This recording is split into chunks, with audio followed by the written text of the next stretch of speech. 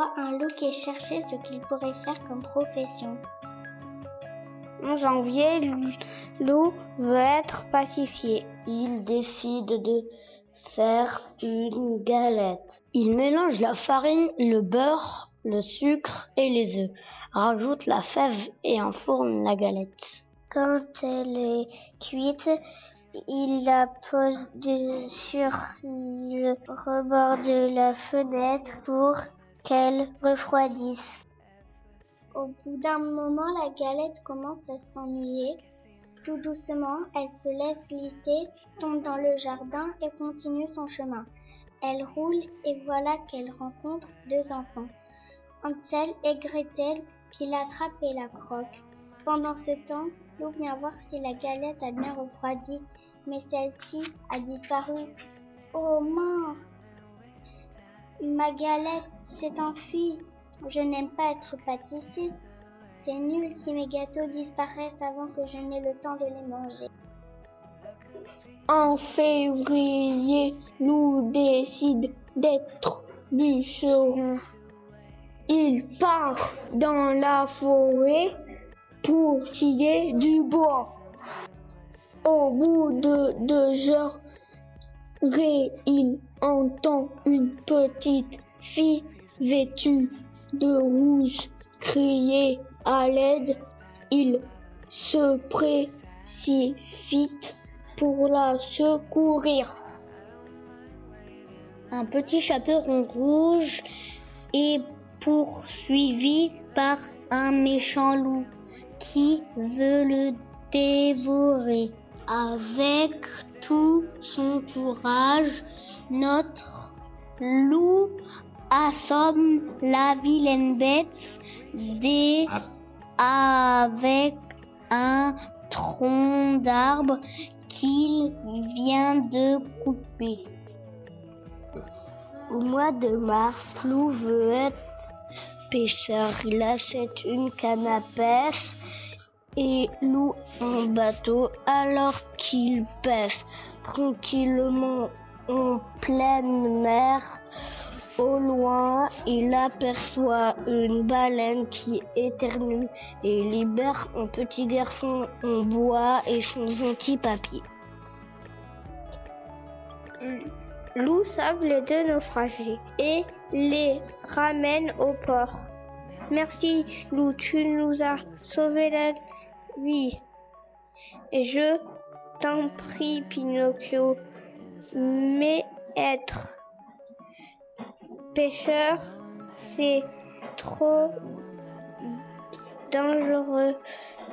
Mon bateau pourrait couler et je pourrais me noyer. En avril, Lou est fait jardinier. Il plante des graines de radis, d'haricots, de carottes. Son potager est prêt. Le lendemain, son haricot a déjà poussé et il est haut jusqu'au ciel. Lou décide d'escalader les branches de cet haricot magique. Arrivé au sommet, il regarde en bas et il a le vertige. Ah, au secours, j'ai peur, je vais tomber. À ce moment-là, un garçon prénommé Jack, accroché à l'haricot voisin, le rassure et l'encourage. Sois courageux, ne regarde pas en bas. Ou prend son courage à 2 pattes et descend. Ouf, j'ai eu chaud, dit Lou. Je ne veux plus être jardinier, c'est trop risqué. En mai, Lou est coiffeur. Dans son salon, une cliente blonde avec une robe violette de princesse rentre. Elle défait son chignon pour se faire coiffer. Lou, en voyant la longueur des cheveux de la cliente, tombe dans les pommes. Il reprend connaissance et lui dit: Oh, quand vous avez les cheveux longs, ils font au moins 5 mètres. La jeune princesse répond: C'est normal, je les ai laissés pousser pour m'évader de ma tour. Je m'appelle Réponse. Ça va être beaucoup trop long de vous coiffer. Tout compte fait, je ne veux plus être coiffeur. En juin, le jour de la fête de la musique, à Brême, Lou a décidé d'être musicien. Il souhaiterait jouer de la musique avec un âne, un chat, un chien et un coq, des célèbres musiciens de Brême. Il va dans la forêt et aperçoit leur cabane. Il regarde par la fenêtre et là, horreur! Il voit un brigand se faire mordre, griffer et assommer par les 4 animaux. Lou s'enfuit à toute vitesse et ne sera donc jamais musicien. Au mois de juillet, Lou tente maître nageur sauveteur à l'océan. Du haut de son siège, il surveille avec ses jumelles la plage. Quand tout à coup, il entend une jeune fille crier « À l'aide !»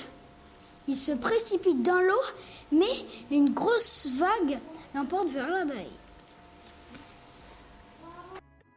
La jeune fille et Lou sont en train de se noyer, mais là, une petite sirène vient les sauver et les ramène au bord. Lou la remercie, mais MNS ce n'est vraiment pas pour lui. En août, Lou souhaite être babysitter. La maman des 7 petits chevreaux appelle Lou pour qu'il vienne garder ses enfants. Le lendemain, Lou se présente devant leur maison. Il toque à la porte. Bonjour, je suis Lou, je viens garder vos enfants. Ouvrez-moi la porte, s'il vous plaît. Non, hors de question que je vous ouvre la porte. Grand méchant loup, s'énerve la maman. On sait que vous allez nous manger. Lou repart, car babysitter, quand on est un loup, on fait peur. En septembre, Lou devient docteur. Il aime soigner les gens. Dans son cabinet médical, une jeune femme entre et lui montre son doigt plein de sang. Elle lui explique « Bonjour, je m'appelle Aurore. Je me suis piquée avec l'aiguille du rouet. » Lou, en voyant tout ce sang, s'évanouit. Il ne sera donc jamais médecin. En octobre, Lou choisit d'être architecte pour pouvoir imaginer des plans et construire la maison de Lou. 3 clients lui téléphonent et lui demandent de fabriquer une maison en paille, une en bois et la dernière en briques. Lou part rencontrer ses clients sur le terrain pour leur montrer les plans qu'il a réalisés. Mais quand il arrive, 3 petits cochons l'attendent et en le voyant se mettent à crier et s'enfuient à toute vitesse. Lou est surpris et ne comprend pas pourquoi ses clients se sont sauvés. En novembre, Lou aimerait devenir cordonnier. Un tout petit garçon, haut comme un pouce, lui demande « Bonjour, mes bottes sont trouées, pouvez-vous les réparer, s'il vous plaît ?»« Mais bien sûr, c'est mon métier. » Lou réussit à réparer les bottes et par curiosité, il décide de les essayer. Il les enfile et quand il pose le pied par terre et fait un premier pas, il se retrouve au milieu de la forêt. Au deuxième pas, il franchit 7 lieues. Il recule alors de 2 pas pour rentrer chez lui. Il profite ainsi de ses bottes magiques pour refaire le tour du monde. Paris, Londres, l'Italie, l'Afrique, l'Asie, l'Australie, les Amériques.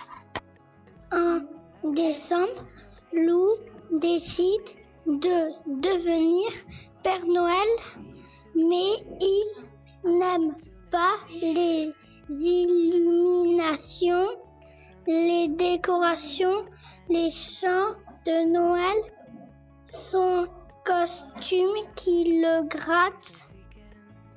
En plus, il a peur des lutins, des reines, du vrai Père Noël, de ne pas être assez sage et surtout il est effrayé par tous les enfants qui le câlinent. Bref, il déteste Noël. Le lendemain, Lou passe devant une école, l'école Pierre Cassin. Cela lui donne une idée. Tiens, et si j'essayais d'être maître d'école, s'est dit Lou. Il rentre dans l'établissement, ouvre la porte de la classe et s'installe devant le tableau. Il commence à expliquer aux élèves des consignes, à leur faire sortir leur matériel, à leur apprendre à lire, à écrire, à compter, à chanter. Il est très content et prend plaisir à enseigner. Ça y est, Lou a trouvé le métier qui lui plaît réellement. Depuis ce jour, dans la forêt lointaine, on peut voir Lou faire découvrir des tas de choses aux petits chaperons rouges, aux princesses, à Pinocchio, aux 7 chevreaux, petits poussés. On dit même que de petits personnages rigolos venus d'une autre planète viendraient régulièrement leur apprendre à lire et à écrire. Et ça, c'est un secret.